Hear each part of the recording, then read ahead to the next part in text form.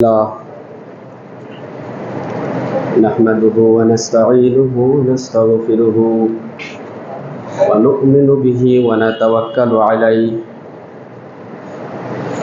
ونعوذ بالله من شرور أنفسنا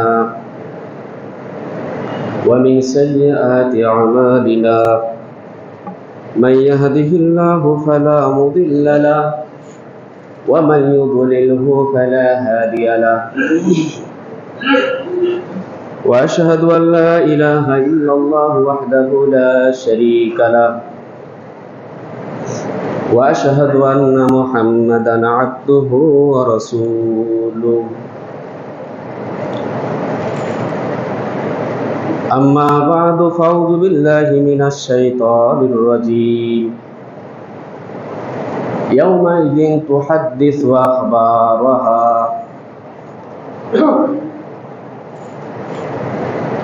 সর্বাগ্রে মহান আল্লাহর সমীপে আমরা শুকর আদা করছি যে আল্লাহ মহানের আসমানের নিচে, যে আল্লাহ মহানের জমিনের উপরে, যে আল্লাহ মহানের রিজিক খাদ্য ভক্ষণ করে, যে আল্লাহ মহানের প্রতিনিয়ত অক্সিজেন নিঃশ্বাস গ্রহণ করে স্বাধীনভাবে আমরা জীবনযাত্রা পরিচালনা করছি। যার যার বয়সের আমাদের এখানে যতজন উপস্থিত আছি, প্রত্যেকের বয়সের সাথী একাধিক পৃথিবী ছেড়ে চলে গেছেন।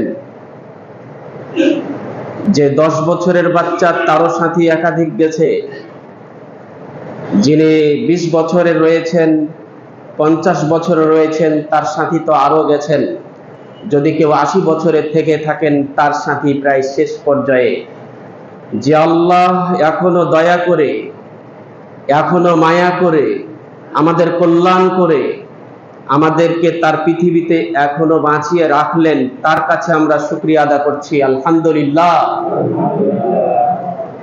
অতঃপর শত সহস্রাধিক রহমত ও শান্তির বাণী বর্ষণ হোক সর্বশেষ ও সর্বশ্রেষ্ঠ নবী আলাইহিস সালামের উপরে, যে নবী আলাইহিস সালামের আনুগত্যই আমাদের একান্ত কাম্য উদ্দেশ্য, যার আনুগত্যের ফলেই প্রকৃত মুসলিম জাতি ইহকালে শান্তি ও পরকালে চির সফলতা অর্জন করবেন। সে নবী আলাইহিস সালামের উপরে সংক্ষিপ্ত দুরূদ পেশ করছি। আল্লাহুম্মা সাল্লি আলাইহি আল্লাহুম্মা বারিক আলাইহি। সম্মানিত মুসাল্লিনে কিরাম, আজকের খুতবার আমার বক্তব্যের বিষয় আল্লাহ মহান যেভাবে আমাদের পর্যবেক্ষণ করছেন। পৃথিবীতে যারা আমরা পৃথিবীতে অবস্থান করছি, আল্লাহ সুবহানাহু ওয়া তাআলা পর্যবেক্ষণ প্রত্যেক ব্যক্তিকেই একই ধারা, একই ক্যাটাগরিতে করছেন। আল্লাহ নিজে বলছেন সূরা নিসা আয়াত নম্বর 1, ইন্নাল্লাহা কানা আলাইকুম রাকিবা। আল্লাহ সুবহানাহু ওয়া তাআলা বললেন যে নিশ্চয় আল্লাহ তোমাদের সকলের উপরে পর্যবেক্ষক। আল্লাহ নিজেই পর্যবেক্ষণ করছেন। আল্লাহ বলছেন সূরা রাদ আয়াত নম্বর 12, লাহু মুআক্কিবাত মিন বাইনি ইয়াদাইহি ওয়া মিন খালফিহি ইয়াহফাযুনাহু মিন আমরিল্লাহ। আল্লাহ বলছেন প্রত্যেক মানুষের সাথে পর্যবেক্ষক রয়েছেন তার সামনে ও পিছনে, যাদেরকে তারা পর্যবেক্ষণ করছেন আল্লাহর পক্ষ থেকে নির্দেশিত। তারা প্রত্যেক মানুষের পর্যবেক্ষক রয়েছে সামনে ও পিছনে। এরা কারা? তাফসীর ইবনে কাসির স্পষ্ট করে বর্ণনা করছে ইবনে কাসির রাহিমাহুল্লাহ যে প্রত্যেক মানুষের আমাদের সাথে রয়েছেন ডানে একজন ফেরেশতা, সাহিবুল ইয়ামিন ইয়াকতুবুল হাসানাত, সাহিবুস শিমাল ইয়াকতুবুস সাইয়্যাত, আরেকজন রয়েছেন সামনে, আরেকজন পিছনে। একটা বর্ণনায় 4 জন ফেরেশতার কথা পাওয়া যায়। ওই তাফসিরে আরেকটা কথা পাওয়া যায়, প্রত্যেকটা মানুষের সাথে আছে আরো বেশি ফেরেশতা, আরো 6 জন। কপালে আছেন আরেকজন ফেরেশতা, 2 চোখে আছেন 2 জন ফেরেশতা, হলো 7 জন ফেরেশতা। 2 ঠোঁটে আছে 2 জন ফেরেশতা, হলো 9 জন ফেরেশতা। জিহবাতে আছে আরেকজন ফেরেশতা, সর্বোপরি 10 জন ফেরেশতা। পৃথিবীর প্রত্যেকটা মানুষের সাথে 10 জন করে ফেরেশতা রয়েছেন। সহিহ বুখারীর হাদিস 555, সে হাদিসের বর্ণনা রাসূল সাল্লাল্লাহু আলাইহি ওয়াসাল্লাম বলছেন, প্রত্যেক দিন আসরের সময় 10 জন ফেরেশতা যারা ডিউটি পালন করে থাকেন, এরা যা ফজর থেকে মানুষ করে থাকে আমলনামা নিয়ে আল্লাহর কাছে উঠে যায়। আল্লাহ তখন জিজ্ঞাসা করেন ওই ফেরেশতাদেরকে, তোমরা আমার বান্দাদেরকে কিভাবে রেখে আসলে? যারা নামাজ পড়ে তাদের শানে উত্তর দেন ফেরেশতাগণ, আমরা তাদেরকে নামাজরত অবস্থায় ছেড়ে আসলাম। বোঝা যাচ্ছে 10 জন ফেরেশতা আমলনামা নিয়ে উঠে যাচ্ছে আসরের সময়, আর 10 জন ফেরেশতা আসরের সময় চলে গেল, আরো 10 জন ফেরেশতা এসে ডিউটিতে যুক্ত হলেন। প্রত্যেক মানুষের 10 জন করে ফেরেশতা আসর ও ফজরে চেঞ্জ হতে থাকে। এখানে মানুষ যেই যা করছে তার সময়ে ফজর থেকে আসর, আসর থেকে ফজর, দুইবার ফেরেশতা অল্টারনেট হতে আছে, ডিউটি পালন করতে আছে, যেটা হাদিস সহিহ বুখারী 555 নম্বর স্পষ্ট করছে। তাহলে মানুষ আমরা যেই অবস্থানে থাকি, প্রথমে আল্লাহ পর্যবেক্ষণ হলেন, দ্বিতীয়ত পর্যবেক্ষক হলেন ফেরেশতা মণ্ডলী। প্রত্যেকটা মানুষ যদি আমরা এই কথাটা যদি বুঝে নেই যে আমাদের সাথে আমরা যেখানেই থাকি, যে অবস্থানেই থাকি, যে ক্যাটাগরিতেই থাকি, আমাদের কিন্তু সাথে আছে 10 জন ফেরেশতা। মানুষকে ফাঁকি দেওয়া যাবে, একে অপরকে ফাঁকি দেওয়া যাবে, কিন্তু ফেরেশতাকে ফাঁকি দেওয়ার কোনো সুযোগ নেই। এবার আসেন যেটা আল্লাহ সুবহানাহু ওয়া তাআলা বলছেন সূরা কফ আয়াত নম্বর 18, মা ইয়ালফিযু মিন কওলিন ইল্লা লাদাইহি রাকিবুন আতীদ। মানুষ যে কথা উচ্চারণ করে প্রত্যেক কথার উচ্চারণের সাথে রয়েছে অতন্দ্রীয় প্রহরী, যারা কোনো সময় ঘুমাবে না, তাদের কোনো সময় তন্দ্রাও আসবে না। প্রত্যেকটা মানুষ আমরা যে কথাই মানুষ উচ্চারণ করি, প্রত্যেকটা কথাই রেকর্ড হচ্ছে। যে কথাই আমরা বলি প্রত্যেকটা কথাই সংরক্ষণ করা হচ্ছে। প্রত্যেকটা কথার হিসাব হবে কিয়ামতের ময়দানে, যেটা আল্লাহ সুবহানাহু ওয়া তাআলা নিজে তো পর্যবেক্ষণ করছেন। আবার ফেরেশতার আম কথা বললেন, আবার মুখের সামনে আল্লাহ নিজে স্পষ্ট করে বার্তা তুলে ধরলেন। মানুষ যেই যা কথা বলছি, মানুষ একজন অপরজনকে যা বলছি, সব কথা রেকর্ড হচ্ছে। তাই তো সহিহ বুখারীর হাদিস বলছে 6018 নম্বর হাদিস, নবী সাল্লাল্লাহু আলাইহি ওয়াসাল্লাম বলছেন, মান কানা ইউমিনু বিল্লাহ ওয়াল ইয়াউমিল আখির, আল্লাহকে যে মেনে নিয়েছে, পরকাল আছে বলে যে বিশ্বাস করে নিয়েছে, ওই ব্যক্তির উচিত ফালিয়াকুল খাইরান আও লিয়াসমুত, যা বলবে সেজন্য ভালো বলে, না হলে চুপ থাকে।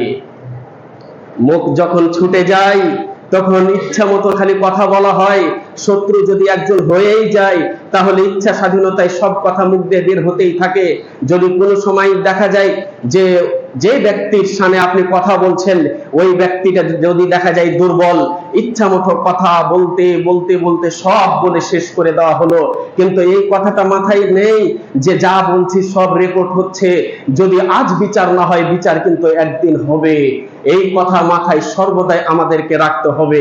এই কথা রাসূল সাল্লাল্লাহু আলাইহি ওয়াসাল্লাম বলেছেন, যা বলবো মুখ থেকে যেটা বের হবে, যে সমাজের জন্য, যে পরিবারের জন্য বলছি, ওই পরিবারের জন্য কল্যাণকর কথা হচ্ছে কিনা, যে সমাজের জন্য বলছি আমার কথা দ্বারা সমাজে বিশৃঙ্খলা ঘটবে নাকি, এটা যদি খেয়াল করে আমি কথা বলতে পারি, আমার মুখ থেকে যা বের হবে, আল্লাহকে বিশ্বাস করেছি, পরকালকে বিশ্বাস করেছি, তাহলে মুখ থেকে যে কথা বের হবে অবশ্যই ওই কথার জন্য আমার কল্যাণকর কথা হয়। আমার কথার মাধ্যমে কেউ যেন কষ্ট না পায়, আমার কথার মাধ্যমে স্ত্রী কষ্ট না পায়, আমার কথার মাধ্যমে প্রতিবেশী কষ্ট না পায়, আমার কথার মাধ্যমে সমাজ কষ্ট না পায়, আমার কথার মধ্যে যেটা বের হবে সেটা ভালো বের হবে, না হলে মুখ বন্ধ থাকবে। এটা রাসূল সাল্লাল্লাহু আলাইহি ওয়াসাল্লাম বলেছেন।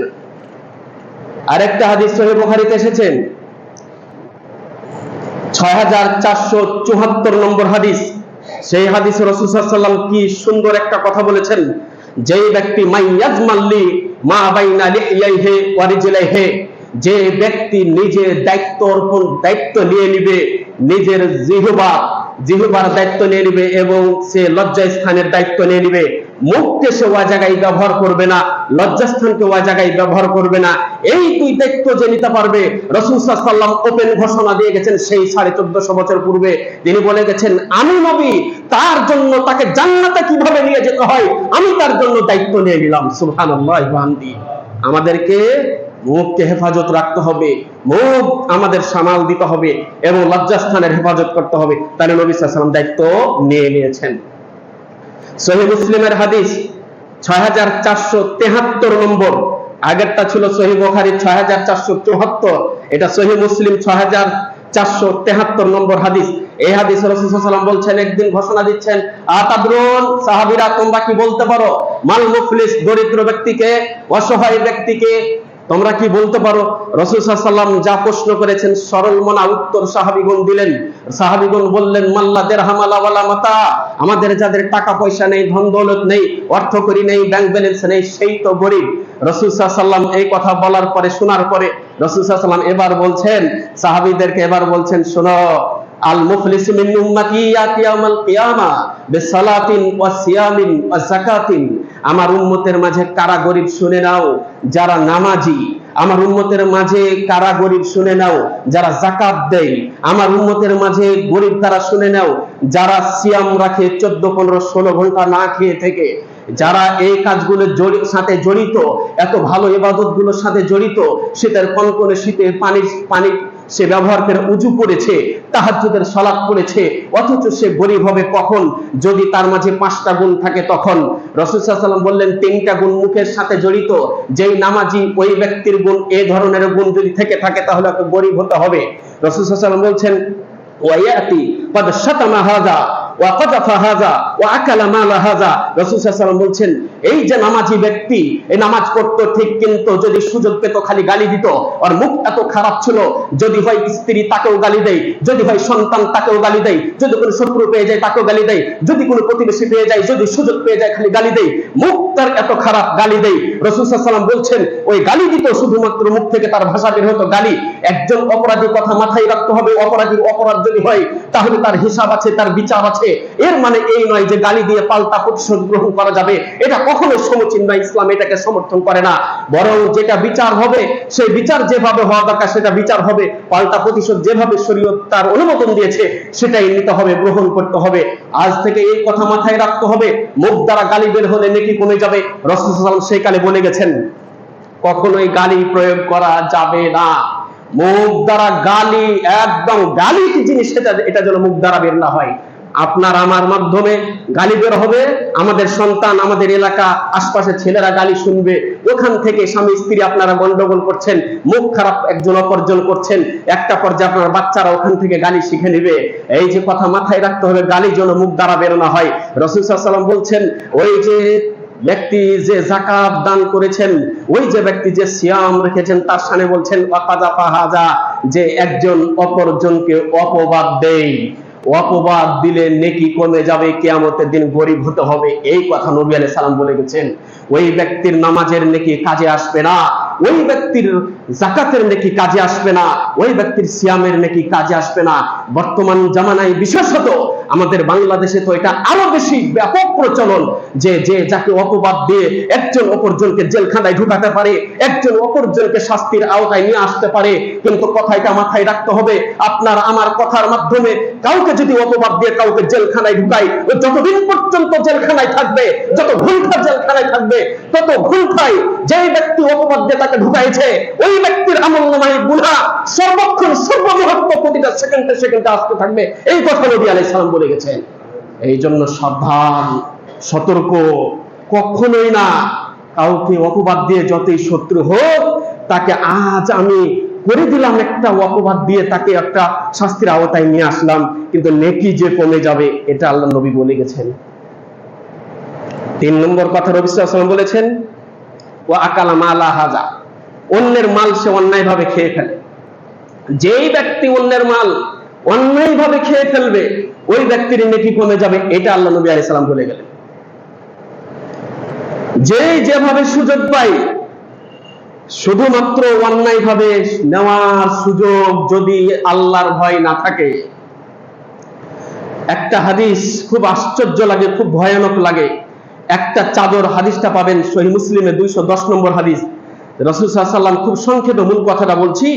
আল্লাহ নবীর একজন সাহাবী খাইবারের যুদ্ধ থেকে ফিরে আসছিলেন, এক জায়গায় আরামের জন্য আশ্রয় নিয়েছেন, উটটা নামায়েছেন, উট থেকে তিনি নেমেছেন, উটটার পালান খুলতেছিল একজন গোলাম। তো গোলামটা পালান খুলতেছে, আর গোলামটাকে কিছু মাত্র পূর্বে, অল্প কিছু সময় পূর্বে তাকে হাদিয়ে দেওয়া হয়েছে আল্লাহ নবী আলাইহিস সালামকে।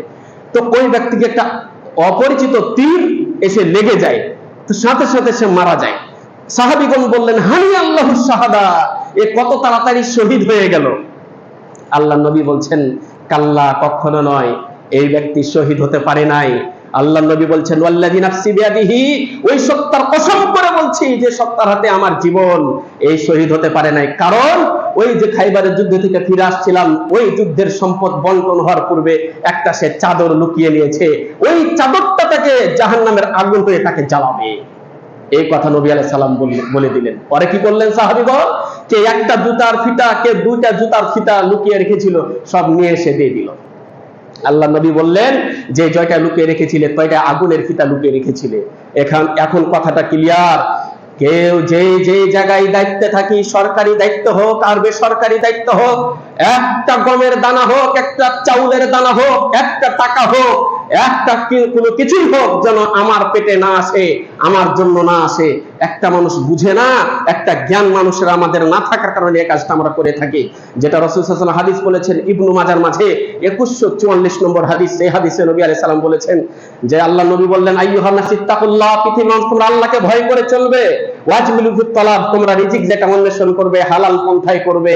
শুনে রেখো, লান তামুতা নাফসুন হাত্তা তাস্তাগফিরা রিজকাহা, কোন আত্মা, কোন প্রাণ, কোন জীবন শেষ হয় না যতক্ষণ পর্যন্ত তার রিজিক সে শেষ না করবে। নিজের রিজিক খেয়ে নিজের পৃথিবী ছেড়ে চলে যাব, কি প্রয়োজন রয়েছে অর্থ কামাই করে আমার পরিবারের জন্য জমা রেখে যাওয়া? ওই হারাম অর্থ উপার্জন করে পরিবারের জন্য রেখে যাওয়ার কি প্রয়োজন রয়েছে? নিজের রিজিক তো বেশি খেতে পারবো না, হাজার হাজার কোটি টাকার মালিক হওয়ার পরও নিজের রিজিক বেশি খাওয়া যাবে না, যেটা আল্লাহ বরাদ্দ করেছেন সেটাই খেতে পারবো। তাহলে কি প্রয়োজন রয়েছে? একটা দৃষ্টান্ত, সবচেয়ে বেশি আপেল ফলটা বেশি উৎপাদন হয় কাশ্মীরে। কাশ্মীরে একটা ফলের ডগায় 100টা মুকুল এসেছে, কিন্তু 100টা মুকুল থেকে 80টাই নষ্ট হয়ে গেল। পরে দেখা গেল 20টা টিকলো, দানা হলো। দানাটা বড় হতে হতে দেখা গেল যে এখানে 10টা ফল পূর্ণাঙ্গ বড় হলো। এবার মালিক যিনি, উনি বলেছেন কর্মচারীকে, তুমি ফলগুলো পারো। এবার যে কর্মচারী পারতে ছিল, ভালো লেগেছে, ফল 2টা আপেল খেয়ে ফেলেছে। এবার থেকে গেল 8টা আপেল বাজারজাত হয়ে বাংলাদেশে আসলো, আপনাদের এই গোলপুকুর এলাকায় বাজারে চলে আসলো। এবার 5টা আপেল বিক্রি হয়ে গেছে, 3টা আপেল থেকে গেছে।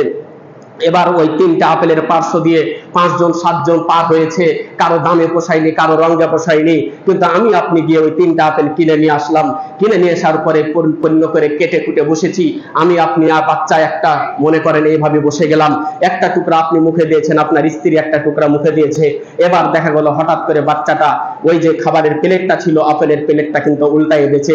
নিচের পরিবেশটা ভালো ছিল না, ময়লা ভরে গেল, আপেলের টুকরা আর খেতে পারা গেল না। এইবার এই কথাটা মাথায় রাখেন, ওই যে একটা টুকরা আপনার আর আপনার স্ত্রীদের 2টা টুকরা খেতে পারলেন, এটাই মূলত আল্লাহ রিজিক রেখেছিলেন কাশ্মীরে।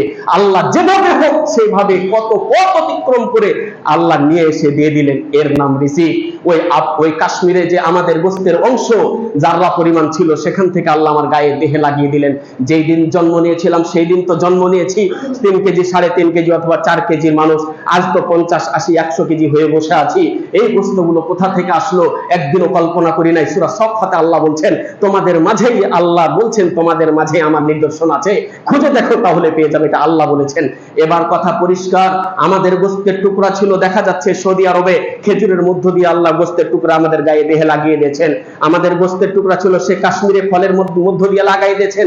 আমাদের গোস্তের টুকরা বিভিন্ন জায়গায় ছড়িয়ে ছিটিয়ে ছিল, সমুদ্রে ছিল, সমুদ্রের মাছের মধ্য দিয়ে আল্লাহ আমাদের গায়ে দেহে লাগিয়ে দিয়েছেন। আল্লাহ এইভাবে যেটা রিজিক আছে সেটা আমাদের কাছে পৌঁছবেই, কিন্তু বেশি রিজিক খাওয়া কখনোই যাবে না। অতএব মুখকে খেয়াল রাখতে হবে, সাবধান রাখতে হবে, মুখে যেন হারাম কোনো সময় না ঢুকে। হারাম যদি ঢুকে তাহলে আরাম নেই। আল্লাহ সুবহানাহু ওয়া তাআলা তিনি মুখের কথা বলে দিলেন, যে মুখ যা কিছু বলে, মুখের সাথে ফেরেশতা আছে, সব কিছু সংরক্ষণ করছে। এবার রাসূল সাল্লাল্লাহু আলাইহি ওয়াসাল্লামের হাদিসের মাধ্যমে পেয়ে গেলাম স্পষ্ট বার্তা। এবার আমরা দেখি কোন অবস্থায় যায়। আল্লাহ নিজে বলছেন সূরা জিলজাল আয়াত নম্বর 4, আল্লাহ তিনি বলছেন, ইয়াউমা ইযিন তুহাদ্দিসু আখবারাহা, সেদিন জমিন কথা বলে দিবে, জমিনে কথা বলে দিবে, জমিনে কথা বলে দিবে। জমিনে যে যা কিছু করছি কথা বলবে। জমিনের পৃথিবীর জায়গা 2 ধরনের, ভালো জায়গা আর মন্দ জায়গা। পৃথিবীর মাঝে সবচেয়ে ভালো জায়গা সহিহ মুসলিমের হাদিস 1414 নম্বর হাদিস, রাসূল সাল্লাল্লাহু আলাইহি ওয়াসাল্লাম বলেছেন আহাব্বুল বিলাদিল্লাহি মাসাজিদুহা, সবচেয়ে পৃথিবীর মাঝে সেরা জায়গা, শ্রেষ্ঠ জায়গা সেটা হচ্ছে মসজিদ। আমরা সবাই জানি সেরা জায়গা মসজিদ। মসজিদ চালখড়ির মসজিদ হোক আর এসি টাইলস বসা মসজিদ হোক, এটা কোনো দেখা দেখি নেই, আল্লাহর কাছে সবচেয়ে প্রিয় জায়গা এটা। আর সবচেয়ে মন্দ জায়গা হচ্ছে বাজার, সবচেয়ে প্রিয় জায়গা মসজিদ কেন হলো? এই বর্ণনায় পাওয়া যায় রাসূল সাল্লাল্লাহু আলাইহি ওয়াসাল্লাম যেটা একটা হাদিস বলছেন, হাদিসটা পাওয়া যাবে ইবনু মাজার মাঝে এসেছে 799 নম্বর হাদিস। রাসূল সাল্লাল্লাহু আলাইহি ওয়াসাল্লাম খুব সুন্দর শুভবার্তা দিয়েছেন, মসজিদ কেমনে আমাদের জন্য ভালো হলো, সবচাইতে ভালো হয়ে কি দিল? তো মসজিদ ভালো হয়ে এইটা দিল, রাসূল সাল্লাল্লাহু আলাইহি ওয়াসাল্লাম বলেছেন যে তোমরা যখন কেউ মসজিদে যাবে সালাতের জন্য অথবা জিকিরের জন্য, আল্লাহ তাআলা এভাবে বলছে রাসূল সাল্লাল্লাহু আলাইহি ওয়াসাল্লামের মাধ্যমে যে কেউ যখন মসজিদে চলে আসি আমরা, মূলত এখানে উদ্দেশ্য হলো নামাজকে টার্গেট করে এখানে যতজন ব্যক্তি আমাদের নির্ধারিত সময়ের পূর্বে এসে বসেছেন, রাসূল সাল্লাল্লাহু আলাইহি ওয়াসাল্লামের হাদিসের ভাষায় 799 ইবনু মাজার হাদিসে বলছে যে নামাজের জন্য এসে বসে গেছে, যতক্ষণ নামাজ না হয়েছে ততক্ষণ পর্যন্ত যে বসে আছে নামাজকে টার্গেট করে, ততক্ষণ পর্যন্ত তার পুরো সময়টা নামাজের নেকি উঠতে আছে। সুবহানাল্লাহ, যতক্ষণ বসে থাকবো। পরের কথাটা কি? রাসূল সাল্লাল্লাহু আলাইহি ওয়াসাল্লাম এই কথা বলছেন, নামাজ শেষ হয়ে গেল, এবার নামাজ শেষ হওয়ার পরে বসে আছি, দুইটা শর্ত মাথায় রাখবেন, মালাম ইহুদিস ফিহি মালাম ইউযি ফিহি, যতক্ষণ উযুটা নষ্ট না হয়েছে আর একজন অপরজনকে যতক্ষণ কষ্ট না দিয়েছি। রাসূল সাল্লাল্লাহু আলাইহি ওয়াসাল্লাম বলছেন যতক্ষণ বসে আছি, ওই যে ফেরেশতা ছিল আগে আমরা শুনেছি 10 জন ফেরেশতা আছে সাথে, রাসূল সাল্লাল্লাহু আলাইহি ওয়াসাল্লাম এই কথা বলছেন, ওই ফেরেশতাগুলো দোয়া করতে থাকে আল্লাহুম্মা গফির লাহু, আল্লাহ তোমার এই বান্দা নামাজ পড়া করে বসে আছে তাকে ক্ষমা করে দাও, আল্লাহুম্মা রহমহু, আল্লাহ তাকে দয়া করো, আল্লাহুম্মা তুব আলাইহি, আল্লাহ যা জীবনে সে তওবা করেছে তওবাগুলো কবুল করে নাও। এইভাবে ফেরেশতাগণ দোয়া করতে থাকেন। এইটা হচ্ছে ফেরেশতার কাছ থেকে মসজিদে আসলে পাওয়া যায়, এইটা সংসদ ভবনেও পাওয়া যায় না, পৃথিবীর কোন জায়গায় পাওয়া যাবে না। সবচেয়ে সেরা জায়গায় অটো সিস্টেমে দোয়া পাওয়া যায় ফেরেশতার কাছ থেকে, সেটাই হলো মসজিদ। এই জন্য মসজিদ সর্বসেরা জায়গা।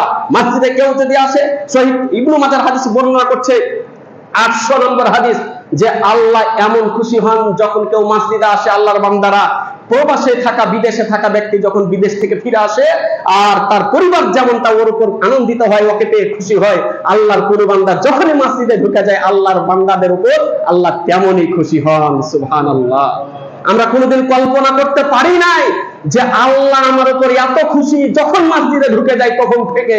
এখন যে আমরা মসজিদে বসে আছি, আল্লাহ আমাদের উপর, বিদেশ থেকে আসা ব্যক্তি যেমন পরিবার যেমনটা আনন্দিত থাকে তেমন আল্লাহ খুশি। হাদিস 800 ইবনু মাজাহ। এই হচ্ছে মসজিদের অবস্থা। এবার আসেন, বাজার সবচাইতে নিকৃষ্ট, মন্দ জায়গা, সবচাইতে খারাপ জায়গা। আমরা তো সবাই জানি বাজারে কত কি অন্যায় অনাচার ঘটে থাকে, এগুলো জানি। গান বাজনা থেকে নিয়ে যত কিছু আছে এগুলো থেকে থাকে, অনেক কিছুই থেকে থাকে বাজার। এই বাজারকে যত সময় কম দেওয়া যাবে তত আমাদের জন্য জীবনের সফলতা এবং ভালো কল্যাণ। এই জন্য সেগুলো থেকে সরে আসতে হবে। জমিন তো কিয়ামতের ময়দানে কথা বলবে। একটা দৃষ্টান্ত, আমি যে মাইক্রোফোনে কথা বলছি, এই মাইক্রোফোন যদি কথা না চলে এটাকে ভাঙড়িতে বিক্রি করা হবে। একটা বাস চলে, যদি না চলে তাহলে তাকে ভাঙড়িতে বিক্রি করা হবে। একটা এরোপ্লেন বিমান যদি চলে তাহলে তার নাম বিমান, না চললে ভাঙড়িতে বিক্রি করা হবে।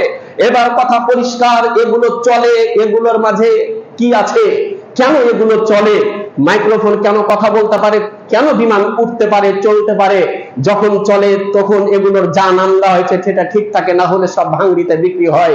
এগুলো হচ্ছে জমিনের পদার্থ, আকাশ থেকে উড়ে আসেনি, এগুলো সব জমিনের পদার্থ। এগুলো যদি আজ কথা বলতে পারে, সাধারণ মোবাইল দেখে কথা বলছি, আজকে আমেরিকায় কে আছে আর সৌদি আরবে কে আছে, কোন জায়গায় কে আছে কথা বলতে পারছি, এগুলো যদি কথা বলতে পারে, এগুলোর মধ্য দিয়ে যদি ভিডিও দেখা যায়, এইগুলো যদি আজ সচল হয়, মানুষের সৃষ্টি করা, মানুষের এগুলো গঠন করা, মানুষের তৈরি করা, তাহলে আল্লাহ যেটা বলেছেন জমিন কিয়ামতের ময়দানে কথা বলবে। সেই দিন কোনো দুদক লাগবে না, সেদিন কোনো গোয়েন্দা পুলিশ লাগবে না, কোনো ডিবি পুলিশ লাগবে না, জমিনে যে যা করেছি সব কথা বলে দিবে। আমি একটা মাঝে মাঝে কথা বলি, বিমানে যে অন্যায় হয়ে যায়, কিছুদিন আগে পত্রিকায় দিয়েছিল একটা ঘটনা, আমাদের দেশের না বাইরের দেশের, কয়েকদিন আগেই মাত্র, যে বিমানে অকর্ম হয়ে গেছে। তো এবার দেখেন, বিমানেই যদি হয়, ওই বিমানও যে কিয়ামতের ময়দানে কথা বলবে, এটা তো রাসূল সাল্লাল্লাহু আলাইহি ওয়াসাল্লাম বলে দিয়েছেন, এটা আল্লাহ বলেছেন, বিমানও কিয়ামতের ময়দানে কথা বলবেন। আমি বলি, কাউকে যদি অন্যায় করতে হয়, মন চাই তুমি আকাশে উড়ে উড়ে করো, তাই জন্য তো আল্লাহ আমাদেরকে এইভাবে পথ দেয় নাই, কেউ আকাশে নিজে উড়ে থাকতে পারবে। জমিন কিয়ামতের ময়দানে কথা বলবে। এই জন্য ভালো জায়গায় সময় দিবেন, মসজিদে সময় দিবেন, মাদ্রাসায় সময় দিবেন, ভালো জায়গায় সময় দিবেন। কিয়ামতের ময়দানে সব সাক্ষী হয়ে যাবে। সিজদাতে যত সময় কাটাতে পারি কিয়ামতের ময়দানে সব কথা বলবে। এই ভালো জায়গাগুলোকে আমাদেরকে খেয়াল রাখতে হবে।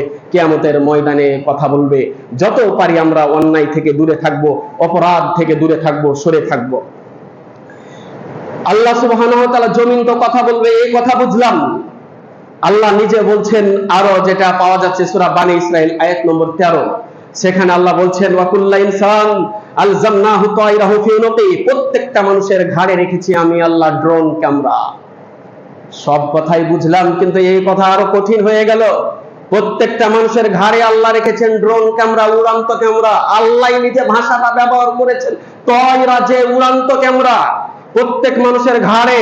কেউ আবার কোন কোন মুফাসসির এই জায়গা যে গলার যে ললাট উঁচু জায়গাটা আছে, এই জায়গাটাকে কেউ বলেন পৃথিবীতে কত মানুষ দেখেছি হাত ছাড়া, কত মানুষ দেখেছি আমরা পা ছাড়া, কত মানুষের অঙ্গহানি দেখেছি, কিন্তু পৃথিবীতে একটা মানুষ বেঁচে নাই যে ঘাড়বিহীন মানুষ, গলাবিহীন মানুষ পৃথিবীতে একটিও বেঁচে নাই। তাই তো আল্লাহ যে কি মহান, তিনি হিকমত আলা, তিনি আমাদের ড্রোন ক্যামেরা সেট করেছেন, উড়ান্ত ক্যামেরা সেট করেছেন, সেটাই আবার এমন জায়গায়, সেটা প্রত্যেকটা পৃথিবীর মানুষের রয়েছে, সেটা হলো এই গলা। আল্লাহু আকবার। সূরা বানী ইসরাইল আয়াত নম্বর 13, শুধু খালি অনুবাদটা দেখবেন তাহলে পেয়ে যাবেন। আল্লাহ এইভাবে ড্রোন ক্যামেরা সেট করেছেন। ক্যামেরা তো সামনে হচ্ছে, পিছন থেকে দেখা যাচ্ছে না। যখন পিছন থেকে হয়, সামনে তো দেখা যাচ্ছে না। কিন্তু আল্লাহ যে কি মহান, তিনি কিভাবে ড্রোন ক্যামেরা সেট করলেন। আল্লাহ পরের কথাটা আরো কি বলছেন দেখেন, ওয়া নুখরিজু লাহু ইয়াউমাল কিয়ামা কিতাবান ইয়ালকাহু মানসুরা, আমি ওই ড্রোন ক্যামেরা দ্বারা জীবনে যা কিছু হচ্ছে সব কিছুকে আমি আল্লাহ ফটোকপি করে দিচ্ছি ওই ক্যামেরার মাধ্যমে। আর কিয়ামতের দিন প্রত্যেক মানুষকে আমি আল্লাহ সুবিস্তারিত, ক্লিয়ার, স্পষ্ট বই হাতে তুলে দিব। আল্লাহু আকবার। সেই দিন পড়তেও কোনো সমস্যা হবে না, যে হয়তো কম্পিউটারে ছাপাতে হয়তো অসুবিধা হয়েছে। আল্লাহ নিজেই এই জন্য বলেছেন সুবিস্তারিত কিতাব। প্রত্যেকটা আল্লাহ বই দিয়ে দিবেন কিয়ামতের ময়দানে, যায় যে যা কিছু করেছি। কোনো পালাবার পথ নেই, কোনো সুযোগ নেই। আল্লাহ সুবহানাহু ওয়া তাআলা এটাও তো গেল দূরের কথা, যদিও অনেক কাছে চলে এসেছিল। আল্লাহ সূরা ইয়াসিনের 65তম আয়াতে বলছেন যে আল ইয়াউমা নাখতিমু আলা আফওয়াহিহিম ওয়া তুকাল্লিমুনা আইদিহিম, আল্লাহ নিজে বলছেন আজকের দিন আমি তাদের মুখে মোহর মেরে দিব, আর তাদের হাত কথা বলবে, পা সাক্ষী দিবে যে কত মায়ার হাত, দয়ার হাত, যে শীতের সময় কত কি আমরা এটা সেটা ব্যবহার করে থাকি। যদি আমাদের তেল ভরে যায় তাহলে কয়বার আমরা সেই লোশন দ্বারা, সে আমরা যেগুলো দ্বারা ব্যবহার করে মানে ময়লা পরিষ্কার হয়ে যায়, সেটা আমরা ব্যবহার করি, সাবান ইউজ করি, আরো বিভিন্ন কত কি করি, তেল মালিশ করি, এবং শরীরকে আরাম দেওয়ার জন্য যা কিছু প্রয়োজন পদক্ষেপ সব গ্রহণ করি। তো সেই আদরের হাত, নিজের হাত নিজের শত্রু, এইটা মাথায় যদি ব্রেনে থাকতো যে আল্লাহ নিজে বলেছেন হাত কথা বলবে, যে অগোচরে অন্যায় জায়গাতে যে ব্যক্তি কিছু করেছে হাত দ্বারা অর্জন, সেটা হোক, সেটা অর্জন হোক, সেটা গুনাহ কামাই, যে যেটাই হোক, অর্থ অর্জন হোক আর গুনাহ কামাই হোক, ওই হাত কিয়ামতের ময়দানে নিজের হাত নিজের শত্রু। এটা আল্লাহ নিজে বলেছেন। এই জন্য হাত নিজের শত্রু হয়ে গেল, পা নিজের শত্রু হয়ে গেল, পা দিবে সাক্ষী, এটা আল্লাহ বললেন। অতএব আমাদেরকে যেহেতু নিজের শত্রু নিজের কাছে আছে, হাত কথা বলে দিবে, তাহলে তো আমাদের যত অর্জন হয় হাত দ্বারা হয়, তাহলে এখন ওই হাত দ্বারা বা অন্যায় কিছু করা যাবে না।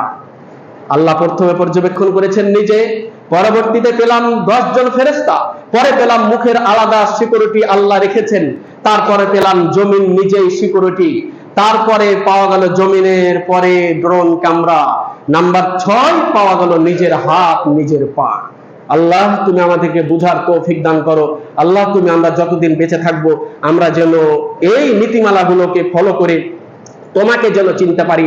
চতুর্দিক থেকে ঘেরাও আল্লাহ, তোমার কাছে আমরা কোনো আমাদের পালাবার পথ নেই, সুযোগ নেই। আল্লাহ তুমি আমাদেরকে বুঝার তৌফিক দান করো। আল্লাহুম্মা আমিন। ওয়া আখির দাওয়ানা আলহামদুলিল্লাহি রাব্বিল আলামিন।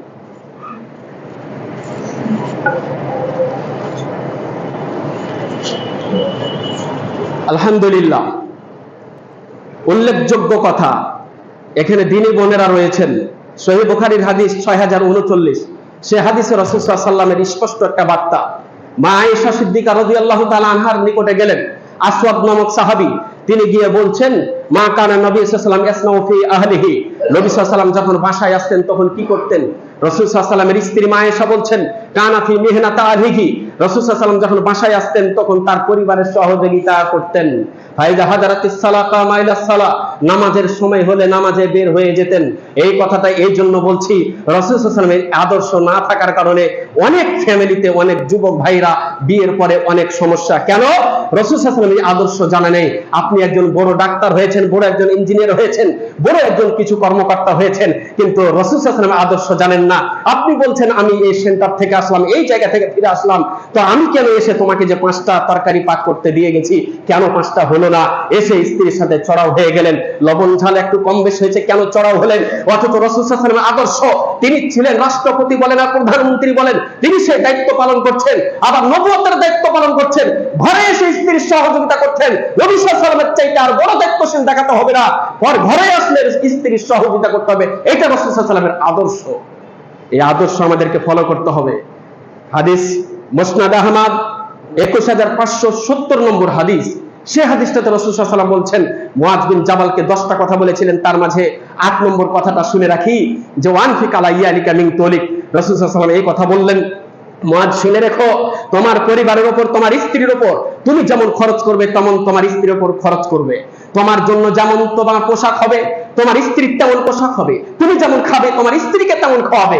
এই নির্দেশনা রাসূল সাল্লাল্লাহু আলাইহি ওয়াসাল্লাম আজ থেকে সেই কালে দিয়ে গেছেন। 21570 মুসনাদ আহমদের হাদিস। এবার আসেন, যে যুবক ভাইরা যে যেখানেই থাকি আমরা কেন, যে ব্যবসালয়ে থাকি, কার্যালয়ে থাকি, যেখানে আমরা চাকরি করি না কেন, আমরা যদি সপ্তাহে মনে করেন গরুর মাংস 3 দিন খাই, তাহলে স্ত্রীকে ওটা দিতে হবে। এটা হচ্ছে স্ত্রীর অধিকার, এটা ন্যায্য পাওয়া তার অধিকার। এবার এক জায়গায় ঠকে যায় এক ধরনের যুবক ভাইরা, যারা দেখা যায় যে মাদকাসক্ত, প্রত্যেক দিন সে মাদকের জন্য 200 টাকা অথবা 100 টাকা করে শেষ করে থাকে। এইরকম ব্যক্তি, অনেক ব্যক্তি পাওয়া যায় থাকে। আজ থেকে 20 বছর আগে তার বিয়ে হয়েছে, এখনো বেঁচে আছে। যদি এরকম শ্রেণীর কোনো ব্যক্তি থেকে থাকে, তো 20 বছর যাবত যদি সেই অন্যায় ভাবে দৈনন্দিন যদি 100 টাকা করে হলেও যদি শেষ করে থাকে, তাহলে 20 বছরের হিসাব করতে হবে তাকে কত টাকা হয় তার স্ত্রীকে এটা দিতে হবে। এটা তার স্ত্রীর পাওয়ার অধিকার। আমি রাসূল সাল্লাল্লাহু আলাইহি ওয়াসাল্লামের হাদিস বলছি, আমি রাসূল সাল্লাল্লাহু আলাইহি ওয়াসাল্লামের হাদিস বলছি। এটা হচ্ছে স্ত্রীর পাওয়ার অধিকার। না হলে আপনি অপরাধী, এক অপরাধ করেছেন আপনি হারাম ভক্ষণ করে, আল্লাহর নীতি লঙ্ঘন করে, আর এক অপরাধ করেছেন স্ত্রীর যেটা অধিকার ছিল, আপনি যেভাবে টাকাকে শেষ করেছেন, এটা স্ত্রীর পাওয়ার অধিকার। যেই দিন বিয়ে হয়েছে আপনার খরচ যেমন হবে স্ত্রীর উপর তেমন হবে। এইটা হচ্ছে রাসূল সাল্লাল্লাহু আলাইহি ওয়াসাল্লামের নির্দেশনা, এটা রাসূল সাল্লাল্লাহু আলাইহি ওয়াসাল্লামের আদর্শ, এটা রাসূল সাল্লাল্লাহু আলাইহি ওয়াসাল্লামের নীতি। এই নীতিতে আমাদেরকে ফিরে আসতে হবে।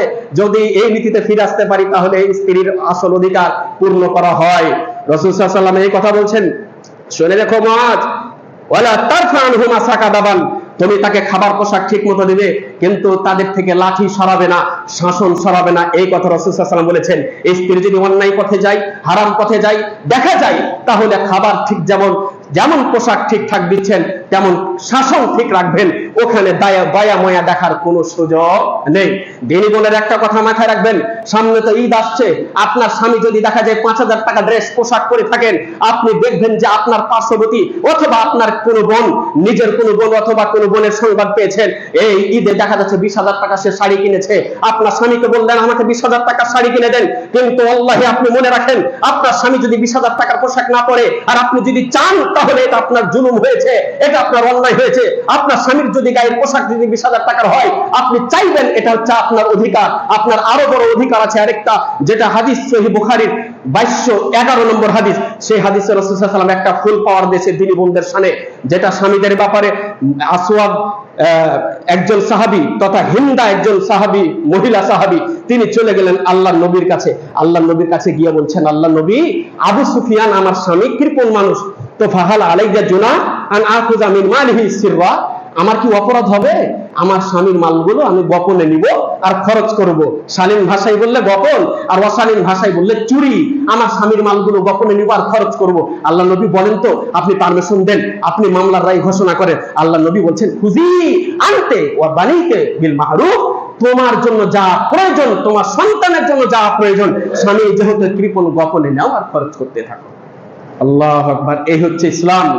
আমি আজ পর্যন্ত কোন একটা জায়গায় পাই নাই যে একজন অপরজনের মাল চুরি করে খরচ করতে পারে। শুধুমাত্র একটি মাত্র জায়গা, সেটি হচ্ছে স্ত্রীরা স্বামীর মাল চুরি করে খরচ করতে পারে। হাদিস 2211, খুলে দেখবেন পেয়ে যাবে। ছাত্ররাকে সেদিন পড়াতে ছাত্ররা বলছে, ওস্তাদ বাবার পকেট থেকে চুরি করা যাবে না? তাহলে আমি বলছি দেখো, এটা আমি তো পাই নাই, তো তোমার বাবা 10 লাখ টাকা একটা টাকা রেখেছিল একটা কাজ করার জন্য, আর তুমি টাকা চুরি করে আরেকজনের মেয়ে নিয়ে ভেগে গেলে, এটা ইসলাম অনুমোদন দিবে? তোমার বলছে জি ওস্তাদ ঠিক আছে, এটা ইসলাম। এই জন্য যারা কৃপণ স্বামী আছেন পকেট সাবধান, তার কারণ হলো ইসলামের রায় ঘোষণা সে আগে, বিচার আসলে বিচার রায় ঘোষণা আগেই হয়ে গেছে। অতএব আমরা চাই আমাদেরকে আল্লাহ সুবহানাহু ওয়া তাআলা যেভাবে পর্যবেক্ষণ করে রেখেছেন, আমাদের কোনো সুযোগ নেই পালাবার, কোনো পথ নেই, কোনো সুযোগ নেই, কোনো পথ নেই। আমরা চতুর্দিক থেকে আল্লাহর কাছে আমরা ঘেরাও রয়েছি, চতুর্দিক থেকে আল্লাহর কাছে আমরা বেষ্টিত। আল্লাহ তুমি আমাদেরকে তুমি যেভাবে পর্যবেক্ষণ করছো, আমরা কোনো পালাবার পথ পাবো না, সুযোগ পাবো না। আল্লাহ তুমি আমাদেরকে তোমার নীতিতে, তোমার গতিতে, তোমার পন্থায় চলার তৌফিক দান করো, আল্লাহুম্মা আমিন। আল্লাহ আমাদের সঠিক বুঝ দান করো, আল্লাহুম্মা আমিন। আল্লাহ তোমার ফেরেশতা সিকিউরিটি রেখেছো, আল্লাহ ড্রোনকে আমরা সাথে রেখেছো, কোনো সুযোগ নেই। আল্লাহ আমাদেরকে এগুলো বুঝ আমাদের ব্রেনে বিবেকে আল্লাহ তুমি আরো বেশি দান করো, আল্লাহুম্মা আমিন। আল্লাহ আমরা ভালো পথে যেন চলতে পারি, আল্লাহ তুমি আমাদেরকে কবুল করে নাও, আল্লাহুম্মা আমিন। আল্লাহ পরিশেষে দোয়া করছি, অত্র মসজিদের প্রতিষ্ঠা লগ্ন থেকে নিয়ে প্রতিষ্ঠাতাদের কেউ যদি মারা যেয়ে থাকেন, যারাই যেভাবে সহযোগিতা করেছিলেন, কেউ যদি মারা যেয়ে থাকে, আল্লাহ তুমি তাদেরকে সুন্দর ব্যবস্থাপনা রেখে গেছেন, তাদেরকে তুমি জান্নাতি বানিয়ে দাও, জান্নাতের মেহমান করে নাও, আল্লাহুম্মা আমিন। আল্লাহ যে কর্তৃপক্ষ যিনারা দায়িত্ব পালন করছেন, যিনারা দায়িত্ব পালন করে যাচ্ছেন, আল্লাহ তুমি দায়িত্বকে, তুমি যারা তাদের সমস্ত সময়টাকে, তাদের অর্থ পরিশ্রম এবং তাদের বুদ্ধিমত্তা সবকিছুকে তুমি মিজানে হাসানাতে আল্লাহ তোমার নেকিতে পরিণত করে দাও, আল্লাহুম্মা আমিন। আল্লাহ তিনাদের মাধ্যমে আরো যে প্ল্যান কল্পনা পরিকল্পনা যেটা রয়েছে সামনের ভবিষ্যৎ, খুব অত্যন্ত আনন্দদায়ক পরিকল্পনা, আল্লাহ তুমি তাদেরকে চোখে দেখার 10 তলা ভবন সহ সার্বিক অবস্থাকে তুমি আল্লাহ কবুল করে নাও, আল্লাহুম্মা আমিন। আল্লাহ এখান থেকে সারা বাংলাদেশের এক বিশাল নক্ষত্রের জায়গা তুমি বানিয়ে দাও, আল্লাহুম্মা আমিন। আল্লাহ তুমি সার্বিক বিষয় যেভাবে সহযোগিতা করে থাকে, সার্বিক অবস্থানকে তুমি কবুল করে নাও, প্রতিষ্ঠানকে কবুল করে নাও, আল্লাহুম্মা আমিন। পরিশেষে দোয়া করছি, একজন আল্লাহর বান্দা আমাদের এই সদস্য, অত্র কি নাম যেন, সানাউল্লাহ রিপন, আচ্ছা সানাউল্লাহ রিপন ভাই আমাদের অত্র প্রতিষ্ঠানের সদস্য, মসজিদের সদস্য একজন, তো আল্লাহ তিনি অসুস্থ, তো তিনি দোয়া, তার জন্য আমরা দোয়া করছি, আল্লাহ তুমি তাকে পরিপূর্ণ তুমি সুস্থতা দান করো, আল্লাহুম্মা আমিন। আগের যেভাবে তিনি সুস্থ ছিলেন তার চাইতে ভালো সুস্থতা দান করে আরো তাকে প্রতিষ্ঠানের সাথে সংযুক্ত হওয়ার তৌফিক দান করো, আল্লাহুম্মা আমিন। আরো যারা দোয়া চেয়েছেন, বাইরে 2 জন ব্যক্তি এসেছেন, একজন ব্যক্তি হচ্ছে অসুস্থ রোগী, একটা মহিলা, সম্ভবত সে ক্যান্সারে নাকি যেন আক্রান্ত, দাঁড়িয়ে থাকবে, তাকে হয়তো আপনারা যে যা পারবেন অর্থ দ্বারা সহযোগিতা করবেন। একটা প্রতিষ্ঠান আমাদের আহলে হাদিসের তথা সালাফি মানহাজের একটা প্রতিষ্ঠানের একজন ব্যক্তি এসেছে, তেনারা একাকী মাদ্রাসাটা করার পরে সহযোগিতা তেনারা দ্বারস্থ হয়েছেন, আপনারা যেভাবে পারেন তাকে আপনারা সহযোগিতার হাত বাড়াবেন। সর্বোপরি দোয়া করি, আল্লাহ তুমি আমাদের সবাইকে তোমার পথে কবুল করে নাও, আল্লাহুম্মা আমিন। আল্লাহ তুমি সন্তুষ্ট হওয়া ছাড়া আমাদের কারো মৃত্যু নিও না, আমিন। আল্লাহ তুমি আমাদেরকে যখন নিবা, আল্লাহ তুমি যেন আমাদের উপর খুশি থাকো, আল্লাহ তুমি কবুল করে নাও, আল্লাহুম্মা আমিন। এই বলে সংক্ষিপ্ত আলোচনা আমরা এখানেই শেষ করছি। ওয়া আখিরু দাওয়ানা আলহামদুলিল্লাহি রাব্বিল আলামিন ওয়া সাল্লাল্লাহু আলা নাবিয়িনা মুহাম্মদ ওয়া আলা আলিহি ওয়া সাহবিহি আজমাইন। সুবহানাকা আল্লাহুম্মা রাব্বিল হামদিক, আশহাদু আল্লা ইলাহা ইল্লা আনতা আস্তাগফিরুকা ওয়া আতুবু ইলাইক। আসসালামু আলাইকুম ওয়া রাহমাতুল্লাহ।